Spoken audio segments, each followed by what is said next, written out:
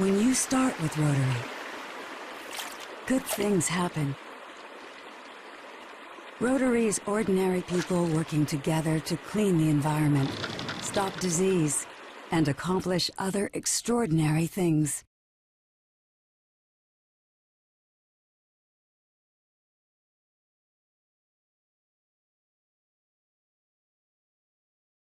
Good afternoon, everybody, and welcome to the Rotary Club of Tulsa. Tom, I almost decided not to start the meeting just so we could have an entire concert. Thank you again.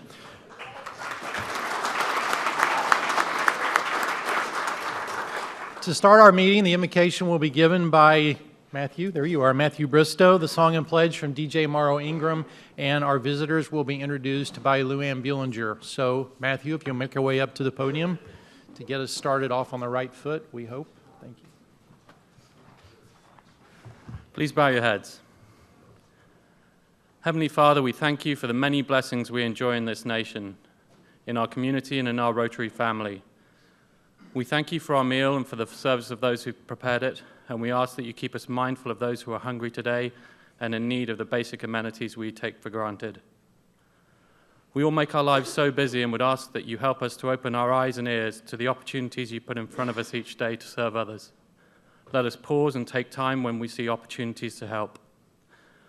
We also ask for your encouragement for our Rotary Board and committee members in the work they do to promote service above self. And this week we pray in particular for our fellow Rotarians heading to Nicaragua to change the lives of those families who struggle just to find water every day. Please keep them safe and strong to fulfill their role in bringing water to communities in need. In your holy name we pray. Amen. Amen.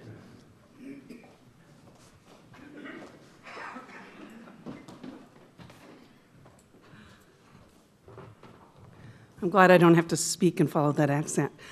Please join me in God Bless America, followed by the Pledge of Allegiance.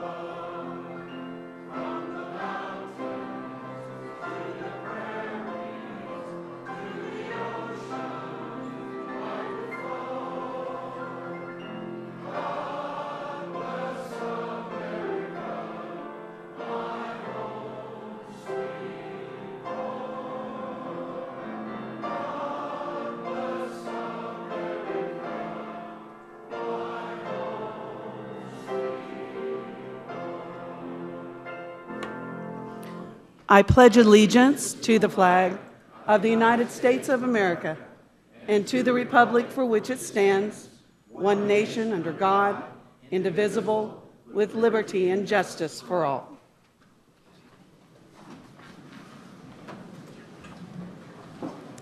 Welcome to the Rotary Club of Tulsa. Now is the time when we introduce our guests and visitors, so when you hear your name, if you'll please stand up for a few moments so that we can be introduced to you. And we will hold our applause until the end, and then we will introduce our visiting Rotarians. Norm Simon has brought Susan Bramsch from the Grief Center. Karen Keith has brought Susan Dietrich from Posh Style. Barney James has brought Mike Todd from Learning Unlimited. Terry McDonald has brought Ed Ferris. Philip Viles has brought Steve Adams, a past board member of the Port. DJ Morrow Ingram has brought GJ Hotmonic from the Salvation Army. Alicia Herrera has brought Belen Martin, our exchange student. She has also brought Kayla Jones, Roxy Metz, and Andrew Presley. Welcome. Ed Minette has brought Tiffany Egdorf with Lindsay House. Richard Holmes has brought Tom Thornbrook. Dave Moore has brought Keith Van Dyke. And Linda Wilson has brought Israel Flores, who's a past Rotaract president from La Tourneau University in Texas. Welcome, everyone. And now for our visiting Rotarians. We'll greet you with a hello, Rotarian. First of all, we have Becky Scholler from the Oklahoma City Rotary. Hi, Becky. And we have G.W. Bill Newton from the Rotary Club of Southeast Tulsa. Hi, G.W. Bill. Welcome, everybody. Thank you, Luann, and thanks to all of our visitors for being here. We like to start out our meetings with a reminder of our upcoming programs and events. So without further ado, I want to remind you that next week will be our Above and Beyond Awards, and we will have a lot of guests here for various reasons. So try to get here a bit early and get in and get your seat and get your food down so that you can be prepared for an exciting program. And thanks to the committee for all their work, and we'll do a lot more thinking later on. And a reminder of some future programs on March the 9th. We will have John David from the BMX Association, pretty timely in light of the vision vote and things like that coming up. And on March the 16th, we'll have Carrie Magruder, who has been making a world tour talking about the Galileo exhibit. He's affiliated with the University of Oklahoma, and I understand he's got some fascinating things for us to learn about how Galileo and his discoveries and his writings on astronomy affect us even in today's lives.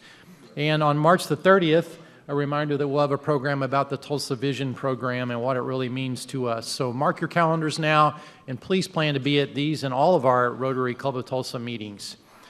A reminder of our committee meetings today. The Above and Beyond Awards Committee will meet in the Beacon Room. The Fireside Committee will meet in Room 233, and the Yearling Service Project Class 2 group will meet in Room 232. And we've got a great group in our second yearling class, excited that they're getting started, and we'll be meeting all of our first class of yearlings very soon when they all get their blue badges together as a class, so that's going to be exciting. All right, Tom, if you'll make your way up to the side mic. In light of the fact that we've got a group headed to Nicaragua, we thought it was appropriate to emphasize that part of our program set a little bit more than usual, and so Thomas put together a great presentation to tell us a bit more about water wells and other things happening overseas. Thank you, President Jeff. I'm sure all of you know that our Rotary Club of Tulsa has been involved for a number of years, up around 12, in drilling water wells in Nicaragua. But there's other things that we do, and that's what I'm here today, is to tell you just a few of those things which I think you will be interested in. Nicaragua, of course, is a very interesting country. I've probably been there about 6, 7 times, and every time we are treated so royally by the Rotary Club there and that we work with on all of these water wells. But there are a lot of things that we do, as I said, besides drill water wells. Last year, we had a number of things, and I'm going to show those to you, and I'm hopefully get off on the right truck. We normally land in Managua, then we go to Leon, about 80, 90 miles north, and we spend our time in that area. This is the municipal hospital there in Leon. We usually take a tour through that, and then here you can see they are very limited in space. They have to screen their patients in the hallways. But in our equipment that we send down there to Nicaragua, we don't fill up a container entirely. We usually fill it up with medical supplies from our medical supply network. And so it's chock full of things which we usually take to this, some of them, to this hospital. It is a very nice hospital. It's about the only hospital within 75 miles or so, and there are not that many there.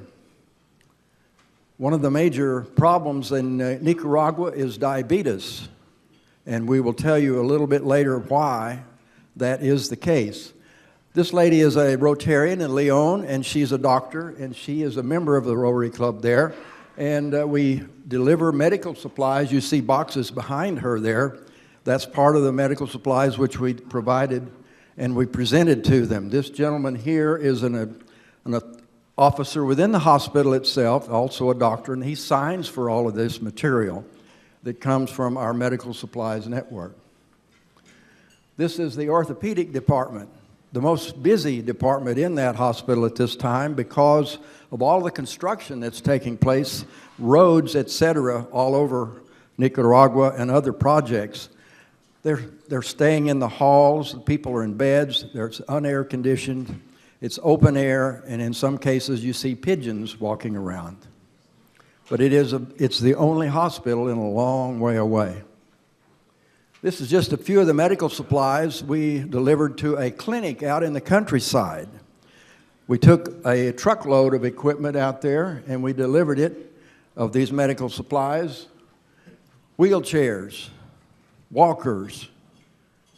These people had never received one. They brought them in, those who needed them, and we presented them to them, along with the Leon Club.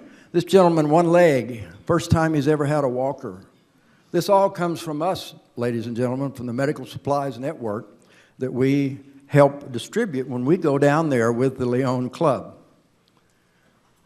This is a doctor's exam table, quite a large item. Had a dusty road that we went to this small village and this clinic, and this gentleman here is cleaning it up. That, ladies and gentlemen, is the foreman of our drilling operation. He has only one hand. He is an amazing man. He can do anything with one hand that we do with two. It's absolutely amazing. We also went to an area called, they manufacture wheelchairs. USAID, you see that? That's United States Assistance in International Development. They receive some funds. I'm not quite sure what they do, but we went there and we saw some of the wheelchairs that are being made from scratch by individuals that themselves are handicapped. We were so touched by it that we as a group took a collection. And it's amazing how much you can do with $1 in Nicaragua. Here's an example of some more of the wheelchairs, specially. They make them specially for the person and their needs. Most of them have to have very large wheels. They don't have the kind of ADA access to all of their buildings and streets that we have. So they are very special wheelchairs with large wheels or big bicycle wheels, and some of them are even propelled by hand by the individuals who don't have any legs. Why? Diabetes is a real problem in Nicaragua. They don't really have a very good handle on the food situation, and they have a lot of amputations because of diabetes. We also went to a Catholic-run orphanage. These are some of the children you see. They're always a lot of fun when we go to orphanages. Once again, our heartstrings are tugged because they don't allow children to be adopted by Americans. The government doesn't. Children at the orphanage of all ages, even little babies. These are children that have not been able to be taken care of by their families, so they end up in an orphanage. Of course, they love a party, and we always have a party when we go to see them, and it's quite enjoyable. Now, this lady, Cheryl Spence, we drilled one water well for her last year so she could have a garden. She runs an orphanage. She's a missionary from America in Knoxville, JC Ministries. The children that she adopts or takes care of in this orphanage are abandoned. In many cases, they have also been starved to death almost. And some of them are so small. This young man has had encephalitis, a neurological problem, I believe. She takes care of them. She picks them up wherever they may be, hospital, town, on the streets, abandoned. The police will tell her, and she will take them and she will raise them personally, she and her husband. This little gentleman here was one of them, malnourished. This is Cheryl with a little boy that has encephalitis. Ladies and gentlemen, I will tell you that this is definitely a heart-pulling situation, and we were so glad to be able to drill this well for them. And when we went, we all said, let's give them something. She needs some funds. So we have put together over $500, just our group, for her. And that's the way it is. Your Rotary Club is having an impact in Nicaragua. There he is, Judge Peterson with his favorite children. The little gentleman there he has his hand on, 12 years old. He was almost starved to death. And this is an example of their gratitude. She had fruit for us, and we enjoyed a great fellowship with them at this place. We drilled the water well last year. There it sits. It has an electric pump in the bottom, so they can pump clear, clean water for drinking as well as their gardens. Living, giving, life-giving, cool water. All of this happens because of our water well project, ladies and gentlemen. It affects so many people that we just cannot imagine the impact it has. We've drilled over 430 wells in the 12 years. Would you like to own a well? Would you like to be a part of this? We would love to have you. $1,000 to own a well. It is in your name. It is has a certificate and the GPS coordinates as to where it is. I ask you and your company and your family if you would like. We would love for you to do that. Thank you, President Jeff, for the opportunity to show this.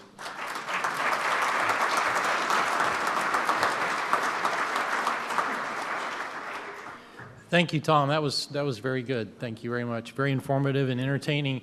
I want to continue the thought on this a little bit by taking an extra moment to recognize those who will be leaving next week to go to Nicaragua. I believe if I'm right, they're going to arrive next Wednesday while we're in our meeting, or at least on that day. So if you'll take a moment to thank those people and show them how proud and appreciative you are of their time and service while they stand and be recognized, I would greatly appreciate it.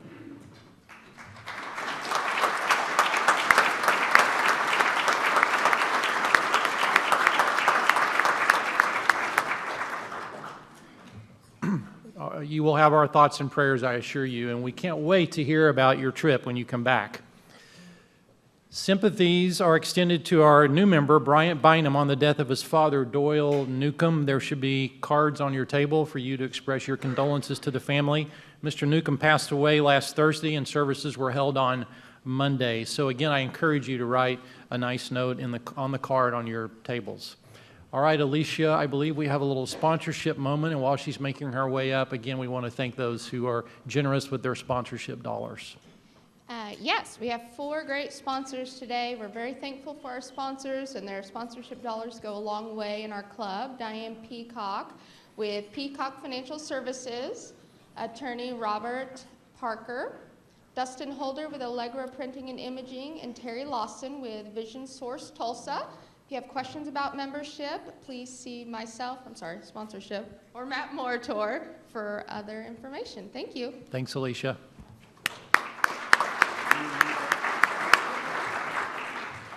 So for a little entertainment in almost every meeting this year, we've tried to show a fun commercial, and we thought we were going to stop after Super Bowl Wednesday, but we've got so many good ones we can't stop. So this is the third of a 3-part series of the Born to Create Drama commercials, one of those that we got a lot of comments about after our Super Bowl Wednesday. So look at this one.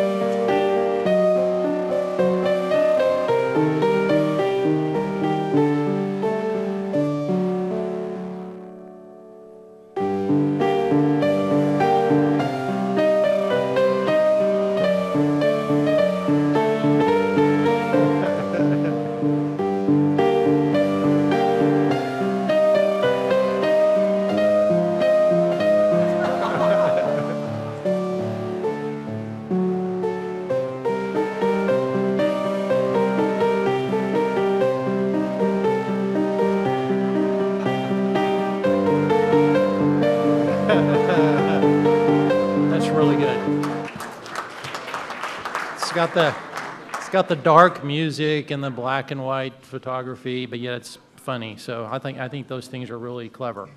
All right, for a little bit more cleverness, we have another note that someone sent us about someone who happens to look like someone we all know in the news. So Dave, I'm glad to see you back there, and hope you're prepared to know that many of us think that you may favor this person.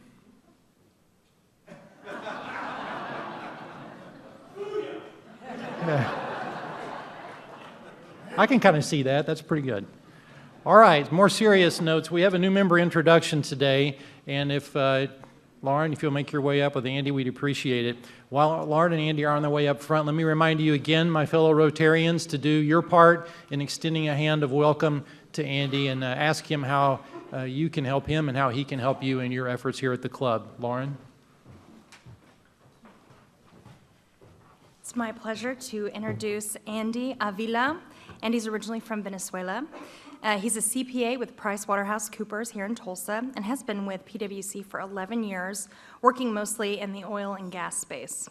Andy is married to a beautiful lady named Begonia, and in their spare time, they enjoy fishing at Fort Gibson, and also Andy also enjoys vintage radios and Sinatra music, so I think he'll have a lot in common with the rest of us. Andy tells me that he is so excited to join the Rotary Club of Tulsa and is looking forward to giving something back to the community that has welcomed him with open arms. We have limited time today to really go in depth into all of Andy's interesting adventures and accomplishments, so I encourage you to get to know Andy. He's really a fascinating guy. Welcome, Andy.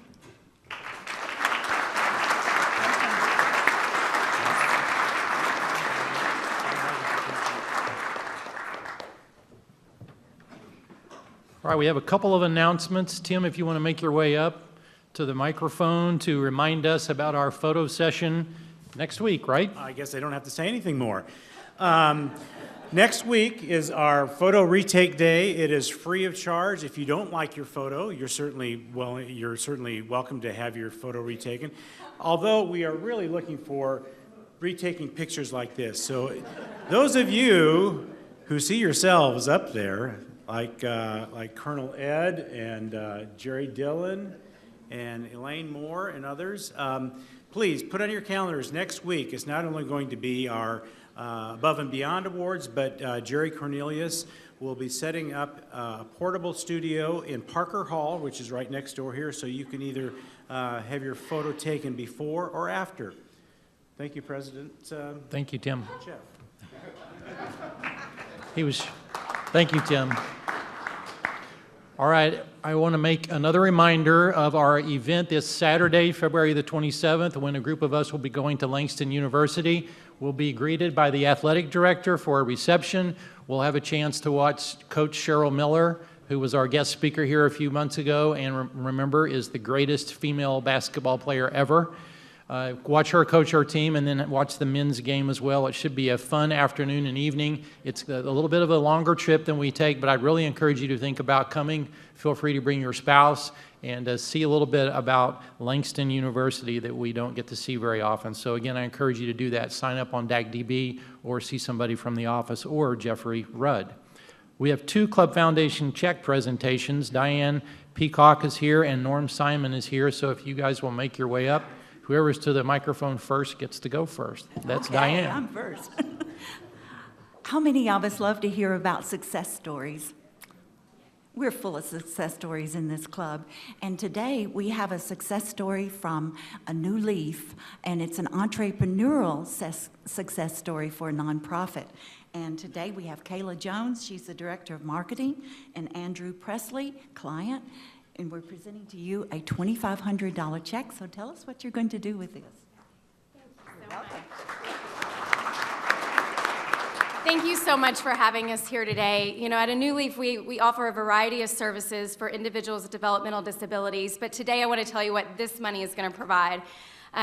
It's going to be a part of a groundbreaking new program called Blooming Acres.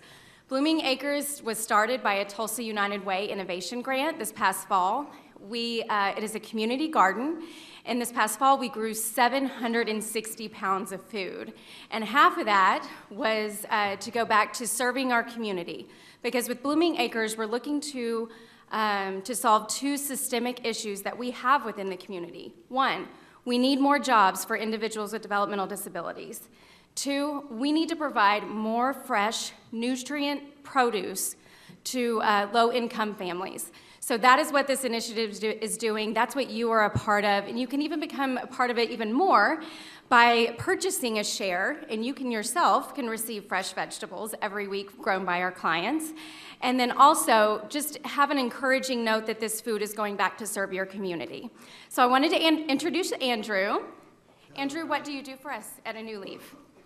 Well, I just am the client, and I work for them basically just to like work for the greenhouse, and I weed there. There's also I'm going to be in the Blooming Acres like Kayla's telling you about next week. So get people who have developmental disabilities like myself to just sign up and get applied for the job as a client, and What's your favorite thing that you do for us?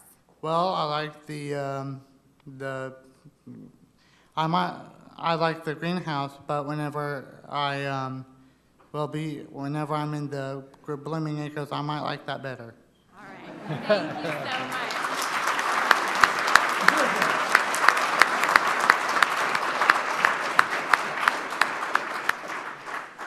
A number of weeks ago, Del Snowberger and Tom Payne and I had the privilege of visiting the Tristesse Grief Center and learning about it and the wonderful work they do. I've seen the motto which says, "Healing the Grieving Heart," and I think our hearts were really touched by the work they do. We are giving a grant for $1,000 to the organization, and Susan Branch, the executive director, will be telling us a little bit about that and what they're going to do with the money. Thank you very much. The Tristesse Grief Center was founded about 14 years ago after the death of Tristesse Gonzalez, and her wish was to find a place and have a safe haven where people could come and grieve their loved ones. And what I quickly found out after coming out of retirement to do this job briefly, now 9 years later, is that this type of organization and service provided is just not a type of service that is available for everyone, whether someone has extreme mental health background or just like people, you and I, that have different heart-wrenching moments that we have a struggle going forward. My emotion is because I think of my father, and I became a perfect candidate for the Grief Center. Had it not been for the Grief Center, there wouldn't have been a place for my mother to go. So I'm emotional about it because I'm connected to it, but I know that the Grief Center is an important service that is provided for the community, and it is a service that everyone, no matter what their ability to pay, can come and get services for their grief.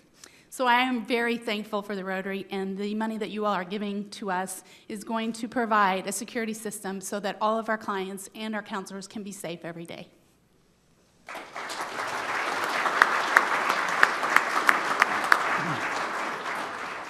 Thank you all for being here. It's always great to be reminded of the things that our Rotary Club of Tulsa Foundation does around the community. So keep those things in mind the next time somebody hits you up for something here at the club. It's my pleasure to introduce the Rotarian of the Day, Terry McDonald. Terry joined our club in April of 1986, and he's a Club Foundation Fellow and a Paul Harris Fellow, and was very nice to act as Rotarian of the Day for us to introduce our guests. So Terry, make your way up, please. Please welcome our Rotarian of the Day, Terry McDonald.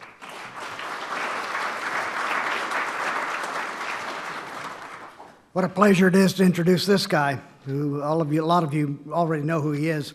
He's got an extensive biography that I'm sure you should read at your leisure. It's only 1,000 or 2 pages long, but I would like to make note of one award that he just recently received last October. He was named a Champion of Change in a ceremony at the White House in Washington, D.C. He was honored as a leader who has devoted time and efforts to developing innovative ways to use transportation to help his community reach new heights. Wonderful accolade.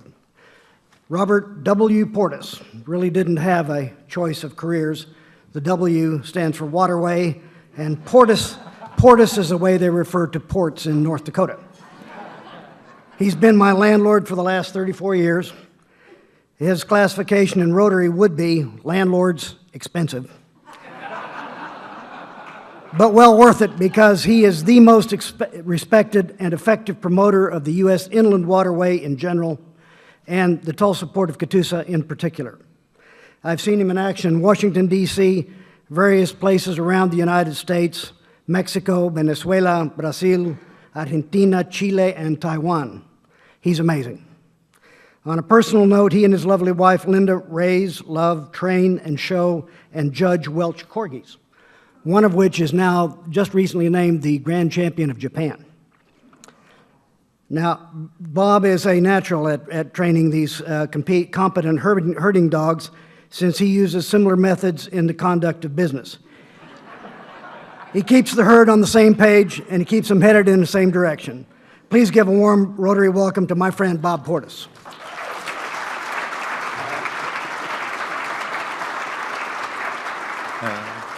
I stood up because I was afraid he was going to go on too long.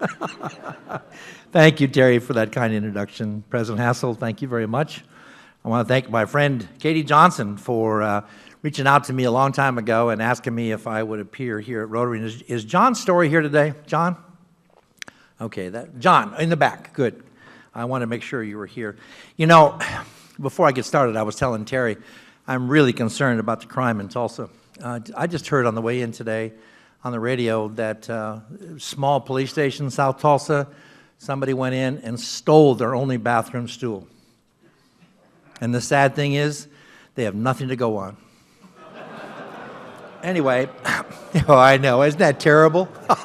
Sorry, but I couldn't resist that. I want to introduce a few people real quickly, as I have a lot to share with you today. With me today is several members of our board, Ed Ferris, come on here, Ed, Jerry Goodwin, Steve Adams, where are you, Steve? There we go, Steve Adams. John McGrath, where are you, buddy? Come on, John, I know you're here. There he is, right there, good. And then I have two of my colleagues with me today, David Yarborough, our Deputy Port Director, who just celebrated his 10 years anniversary with us. David, thank you. And Sheila Shook, our new Maritime Educational Coordinator. Two other people I want to mention, Karen Keith, longtime buddy. I'm not involved with politics, but Karen and I have been friends for 100 years. No, you're not that old, I know that, but anyway. And then Tom Thornbrew, his dad was chairman of the board when the board promoted me into the director's job. Where are you, Tom? Fantastic guy. Thanks, Tom. I guess I should say Judge Tom, sorry. You know, coming back to downtown Rotary is kind of like a safe haven for me. I said this the last time I was here. It's still true today, I'm happy to say, sort of. And that is that my family physician, who is not my physician today but is a good friend, Dr. Vondale Graham, is a member of this club. My attorney, so to speak, the late John Johnson, now Randy Shorb, and the man who I've loved to claim as my preacher for many, many years, Mozan Bakes. Mozan, good to see you, my friend. Divine intervention? Okay, maybe not. Anyway, a little bit about the history of the port and the waterway before I get started. I want to put on the first, if I don't screw this up, and I probably will. That's a good one right there, okay. How did we get started? Oklahoma's maritime industry began with the passage of the Rivers and Harbors Act of 1946, when Congress authorized the construction of what we later would call the McClellan-Kerr Arkansas River Navigation System from the Mississippi to the Tulsa, some 445 river miles, through 18 locks and dams climbing 420 feet to reach us. A cost $1.2 billion, the largest public works project, actually the largest civil works project, I should say, that the U.S. Army Corps of Engineers ever took on. And that includes the Panama Canal and the St. Lawrence Seaway. In mid to late 50s, 1950s, several Rotarians from this club, along with other civic leaders, successfully convinced the citizens of Tulsa and Rogers County to develop the port we have today. Convinced them to pass $21.2 million in general obligation bonds by the citizens of the city of Tulsa and Rogers County. The thing that has always struck me and impressed me is that they had, I'll call it the nerve, to stand up before them based on all of their knowledge that they learned from traveling all over the country to visit ports in states that, unlike Oklahoma, grew up with navigation. And they said to the folks, pass this bond issue and we promise you we will never be back. We'll make sure it's financially solvent from the day it opens up. The gentleman I introduced that's on our board have to take credit for that and their predecessors, because 45 years later, I can stand before you and proudly say they have accomplished that. So when people say that a public entity has to be supported, not all of them, ours certainly doesn't, and they have done a miraculous job of doing that. Thank you.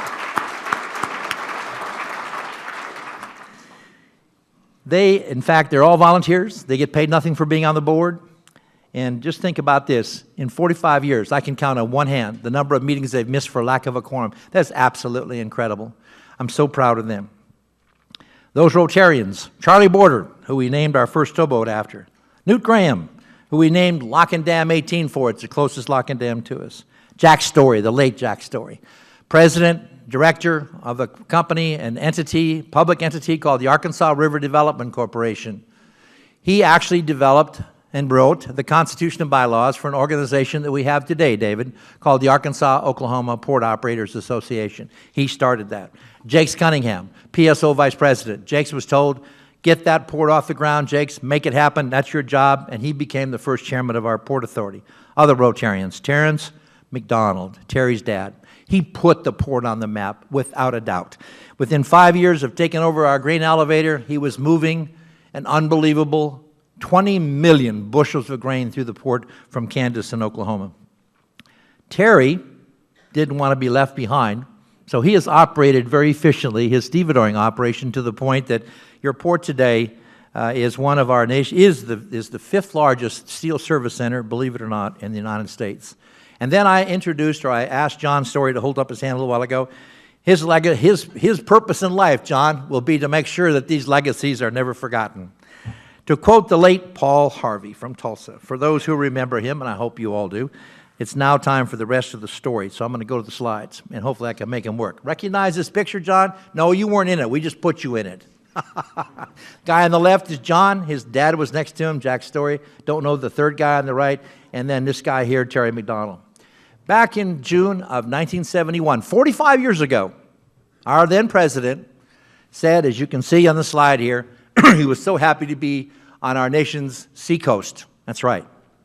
At that point, he officially helped us become and named us, declared us to be part of our nation's fifth seacoast system, our 25,000 miles, if you will, of inland waterway system. The area that we serve, basically the two eggshell-shaped areas, the one on the bottom is the one we serve 12 months out of the year. That's Oklahoma, Kansas, Colorado, New Mexico. Then, believe it or not, during the winter months when the Missouri and Mississippi rivers are frozen over, we actually extend our cargo service area clear up into North Dakota and Montana. Steel up, grain back. The blue lines represent about 12,000 miles of inland waterway that the Corps of Engineers maintains. Together with the other 25,000 miles of, or not 25,000, but the balance to make up the 25,000, which is basically our intercoastal waterway along the coast of our country, if you will. Now, here's what your port looks like today. When I first came out there, and I'll show you, I'll leave that for a minute, but the port today consists of, pardon me, 1,500 acres of industrial park property, which is the center of the port, 500 acres of land that surround our navigation channel, some commercial areas out at the front of the port, and then at the northern perimeter, we have kind of an area that we don't try to restrict to those companies that have to be on water or have to use the waterway like we do within the industrial park. The red-shaped areas you can see there is what's left after 45 years. It won't be long, then the original 2,000-acre complex will be fully developed. Pardon me. We've acquired an additional 1,000 acres to the south of the port, so we have room to grow. Now, what I'm going to do in just a minute is I'm going to start here at this main dock that Terry operates and go up to the dry bulk facility, around to the liquid facilities, and then back to our roll-on, roll-off, low-water wharf facility. First, I want to talk about the economics of barge transportation. For those that don't know about barges, and don't be ashamed if you don't, because a lot of folks are not aware of this, but each of these barges can carry the equivalent of 60 semi-trailer trucks. So this 12-barge tow represents a total of 720 trucks that we're displacing with that towboat that can push all those barges that has a crew of 8. When we get our navigation channel dug to 12 feet, which will happen in the near future, I'm convinced, then each of those barges can be filled with 80 truckloads, the equivalent then of 960 semi-trailer trucks off our roads, again pushed by that same towboat. That's why we can say, and it's true, our transportation costs were reduced by 15% with the advent of water transportation into Oklahoma. We believe, and we say it all the time, that we can move, and Terrence McDonald used to tell me this all the time, his dad, Bob, we can move 3 bushels of grain to the Gulf cheaper than you can buy a first-class postage stamp. Of course, he wasn't factoring in all the increases in postage rates, but anyway. But it also takes about $1 more per barrel to ship a barrel of liquid by truck from here to Muskogee than it does all the way to New Orleans by barge. Iron and steel, not a bit unusual to move steel up here for $12 a ton. Next cheapest mode, probably $25 a ton by rail. And on project cargo, we usually can save our shippers about $100,000 a shipment. This is basically what our traffic has been. Last year was sad because of the factors you see listed there, not the least of which was all the incredible amount of rain we received. But 2.3 should be our average annual volume, and I believe that we'll get back to that in the future. Now let's take a look at the various facilities that I pointed out to you, and I mentioned we'll start with the main wharf. This is the one that Terry McDonald operates. When I first came out here, there was a transit shed building and these 2 buildings back here. That was it. And I remember asking my boss, Colonel, his name was Colonel Harley Ladd. I said, Harley, where do we get our money from? I forgot to ask him that when I signed up. And he said, right here. And I didn't say anything, but I thought, oh my God, because there was nothing out there. But now look at it. It's absolutely incredible. But with under David's tutelage, we're actually spending $13 million on this particular main dock. We've rehabbed the 200-ton overhead traveling crane. We've removed this transit shed building. We built another one towards the back.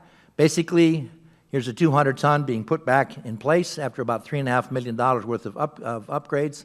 And then here's the main dock, artist rendering, if you will, of what it'll look like when we finish. Notice the rail trackage underneath the 200-ton, a new 300-ton overhead traveling crane, which will be able to handle 90% of the flat deck barge fleet in our country. It'll have rail underneath it as well. Building over here to replace the transit shed, and this will be one huge open area. So Terry basically can do whatever his customers needs, from end assembly to storage for a period of time. No matter what the needs are, he'll be able to handle it. You go to the north end of the port and you see our dry bulk facility. Here, over time, we've handled products like silica sand, salt, oyster shells, gypsum used to manufacture sheetrock, and of course, fertilizer. But the reason I like to show this, if you took all of the storage that's at this particular location, the building in behind and the 6 domes, you'd have 80,000 tons of capacity. If you took those 80,000 tons and put it into a semi-trailer truck like you see listed here, you'd have a line of trucks 35 miles long, bumper to bumper. So that I like showing this slide because it helps illustrate why and how we end up handling close to 1,000 trucks a day in and out of your port, believe it or not. All the liquids are on the other side. David is in the process now of building a fleeting area south of the port. Very expensive project, about $12 million worth, but we can't expand your Woodland Hills Mall port unless we have more parking lots, and you can see why when you look at this. We try to put all of our common facilities together along the channel. That's why the liquids are all together. These are primarily petroleum products. This happens to be molasses brought in from Brazil to New Orleans by ship and then barged up to us and other points on the inland waterway system. And then after they process it, they ship it out to feedlots in western Kansas and western Oklahoma. The rest of these facilities are caustic soda, petroleum products, etc. And then right here is a grain elevator that was built by a company out of Kansas City, now operated by Gavilon, who also operates the grain elevator. The one that Terrence operated, through which he moved that 20 million bushels, is the first one here in the foreground. And now I'm going to show you if I can get this thing to work. This is kind of neat. This is what happens when we load out a lot of our roll-on, roll-off facility equipment. This particular one was in a piece of equipment. The whole truck and the piece of equipment stayed on the barge. It was moved all the way to Little Rock, Arkansas, driven off the barge over to El Dorado at a savings to that customer of $100,000. incredible capability. If it wasn't for this, these kind of items, that, like this one that was built at the port by Heater Specialist Inc., could not have been built here. And therefore, all the jobs that it took to build that particular structure over a period of about 9 months, a particular vessel. And here are just some more loads. You can read the words for yourself, but just to quickly go through these, just kind of shows you it's an impressive capability. It's the only one that I know of on the inland waterway system, and for sure, it's the only one on the McClellan Curve. Even though we've had the downturn in the oil industry, we've seen some increases going on, or some diversification, some expansions, I should say. This happens to be Coveris. They manufacture a special type of plastic film used over cheeses and meats at the grocery store. They're expanding with about $13 million. This happens to be Eurochem, that's building a new fertilizer facility near the one up at the north end of the port. And David, what is that? I can't make it out. Oh, is that Matrix? Okay, Matrix Services Company. They have the largest footprint in the port now, about 63 acres. Lindy just dedicated a new office building, about 13,000 square feet. And at the front of the port, as I mentioned, is our commercial establishments.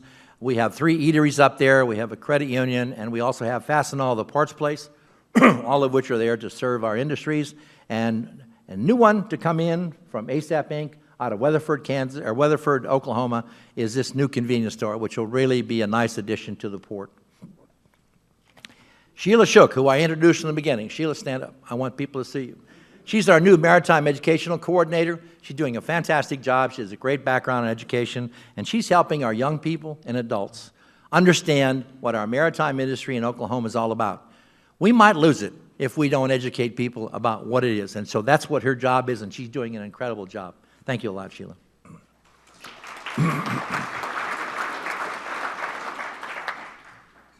Thank you very much. Also, as I've reminded our governor several times, I know that there's a lot of things like American Airlines that are very important to our economy and so forth, but I said, Governor, don't forget, your maritime industry, since its inception, has generated over 8,000 jobs that exist today between the area between Muskogee and Catoosa, Oklahoma. We talk about the maintenance backlog. You've seen a number of articles.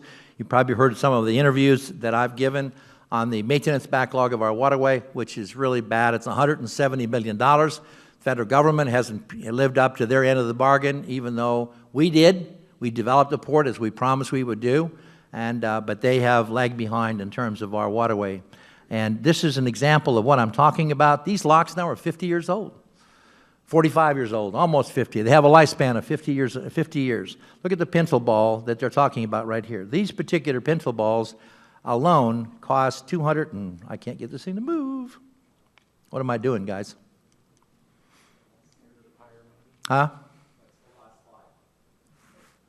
Okay. All right, maybe it is. That's good enough, though. These pintle balls cost $250,000 a piece. Huge ball bearing that the gates set on to open and close. Each one of the locks to do them, well over $1 million a piece. That's just a small, or one example, of the type of critical backlog that we're talking about that we're going to have to fix. I appeared before EPW, the Environmental, or the Energy and Public Works Committee of Senator Inhofe here 2 weeks ago to plead our case. I said, we've got to do something, and you've got to be able to let us help the Corps of Engineers because they don't have the money because our country's broke. So let us bring to the table material, labor, other resources, and money to fix the problem. Because if all of a sudden we have a failure and we can't step in and help ourselves fix it, then we ought to be kicked, and we ought to be kicked hard. And Senator Boxer from California asked me about that several times. And I said, yes, ma'am. You tried to do it, but you put report language in the word of bill, not bill language. Try it again. This time, please get it right. And anyway, the other thing I want to mention to you before I open the floor up to questions is the Panama Canal. I'm probably the only port guy in the country that believes this. But with the opening of the Panama Canal and the new traffic that the Panama Canal will handle, thanks to those Panamax ships, which are absolutely huge, we, in my opinion, are going to see a whole new supply chain from the Gulf up into our area for rail, truck, barge. And I am one that believes that container on barge is going to happen, and it'll happen soon. With that, how about a question or two? But make them easy. Yeah, Karen.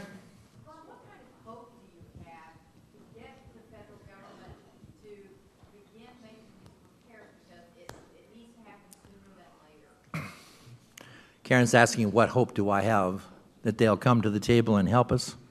I think it's pretty strong. There were all members, every member of Jim's committee was there. And they all echoed the same thing after we made our case. There was 5 of us that gave testimony. And they all said, I mean, really, they all said, we have got to make this happen. So, you know, I don't see that kind of commitment always. It's really a good feeling. Another? Thanks, Karen. Let me leave you with this. Yeah, okay. That's it.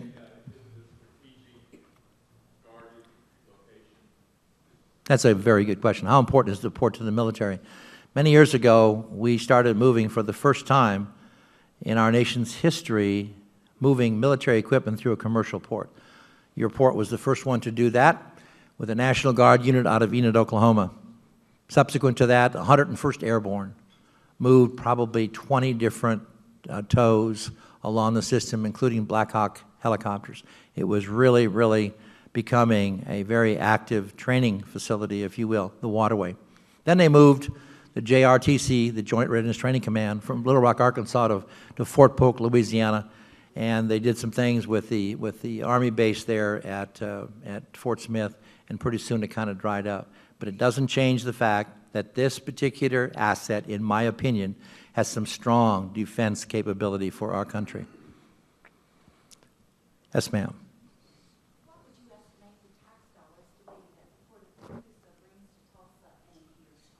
Sure. Well, how much money would you think that the Port of Catoosa actually generates into Tulsa every year? David, no, don't do that to me.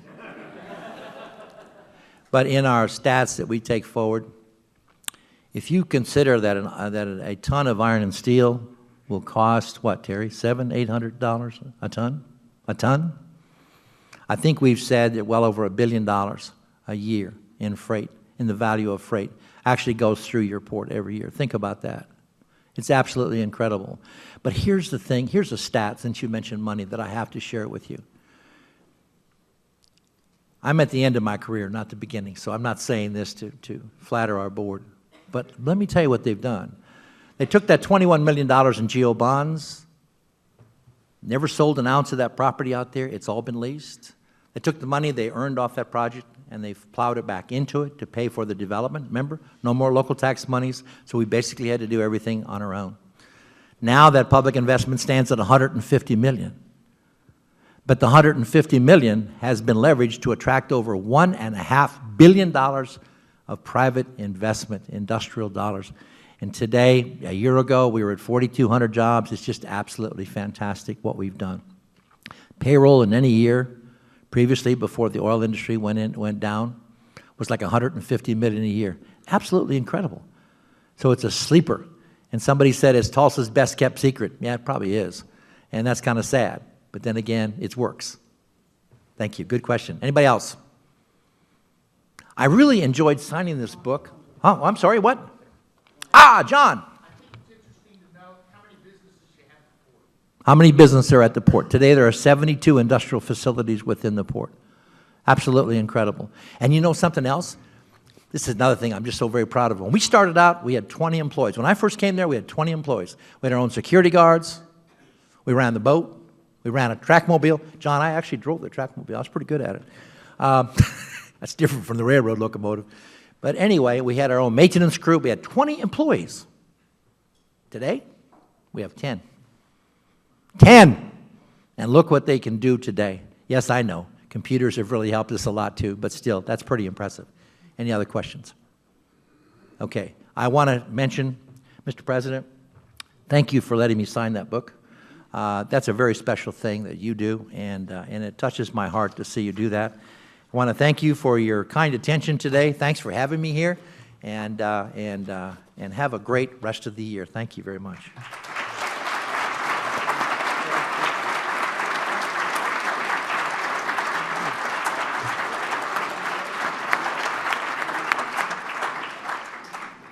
What a great ambassador you are for your for the port. Thank you, Bob. A book, as Bob said, recognizing the program, is called Kiss and Spell. Maybe is that fitting for our speaker? I don't know. Did you notice the title of the book? Kiss and Spell. I don't even know him well enough to tease him, but I did.